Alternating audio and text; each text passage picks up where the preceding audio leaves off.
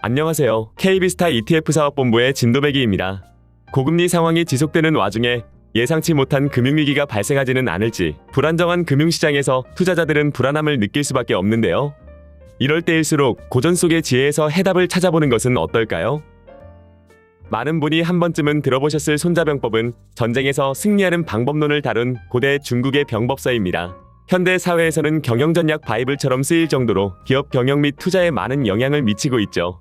손자병법의 어구 중 이우이직, 이환일이는 먼 길을 고든 길로 삼고 근심거리를 이로움으로 삼는 것이라는 뜻으로 어려울수록 돌아가고 위기를 기회로 삼아야 한다는 교훈을 건네고 있는데요. 투자 전략에는 어떻게 적용할 수 있을지 살펴보겠습니다. 어려울수록 돌아가는 투자, 이우이직. 어려운 상황일수록 과거의 유사 상황을 살펴보면 실마리를 찾을 수 있을 텐데요. 미 연준이 금리를 인하 국면으로 전환했던 5차례의 전환기를 보면 현 상황은 양호한 수준의 실업률과 GDP 성장률을 보이는 1995년에서 1998년 사이와 유사한 것을 알 수 있죠.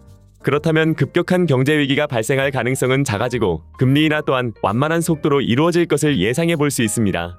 그런데 과거와 경제 상황이 유사해도 무조건 같은 방향으로 흘러간다는 보장은 없지 않나요?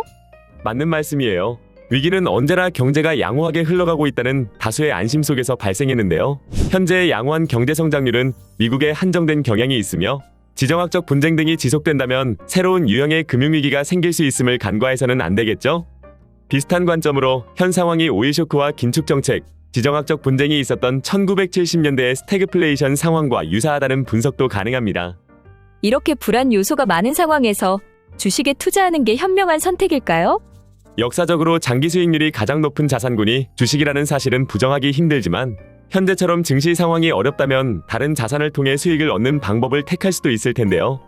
역시 과거를 살펴본다면 상황별로 어떤 자산군이 우위를 가지는지 힌트를 얻을 수 있습니다. 1990년 중반의 미국 금리 인하는 경기 둔화의 선제적인 대응을 위한 보험적 성격을 띠고 있는데요.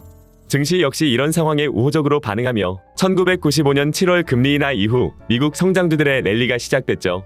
이처럼 경기 침체나 금융위기로 발생한 급격한 금리 인하가 아니라면 증시에 직접 투자하는 것이 전략적인 선택이라 분석할 수 있습니다. 하지만 만약 금융위기가 온다면 어떤 자산에 투자하는 것이 안전한가요? 2008년과 2020년 두 차례의 폭락장에서 가장 우위를 보인 자산군은 장기국채와 현금입니다. 특히 장기국채는 증시 폭락 후 중앙은행이 금리 인하를 단행하며 가격이 오른 것으로 보이는데요. 이번에도 유사한 위기가 발생해 증시가 폭락한다고 생각하신다면 현금 혹은 장기국채를 잠시 보유하는 전략을 생각해 볼 수 있겠죠?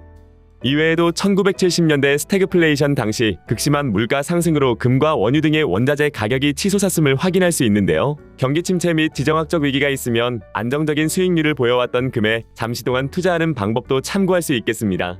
말씀하신 대로 하락장에서 다른 안전자산에 투자할 수도 있지만 야수의 심장을 가진 투자자에게는 기회의 장이 될 수도 있을 것 같아요. 그것을 바로 위기를 직면하고 기회로 바꾸는 투자, 이환일이라 할 수 있죠. 우선 어떤 경우에 증시를 위기라고 하는지 확인해 볼 텐데요. 코스피 기준 과거 위기 사례를 분석하면 1997년 IMF, 2008년 금융위기, 2020년 코로나 하락장처럼 지수가 30% 이상 하락하는 경우를 예로 들 수 있겠습니다. 주식 투자에서 다양한 위기를 맞이하기도 하지만 이우이직 이환일이라는 고전 속의 지혜를 기억하며 좋은 성과를 낼 수 있기를 바랍니다. 더 자세한 내용이 궁금하시다면 댓글 링크를 꼭 확인해 주세요. 금융현직자의 투자 솔루션, 다음 시간에도 유익한 정보로 찾아뵙겠습니다. 감사합니다.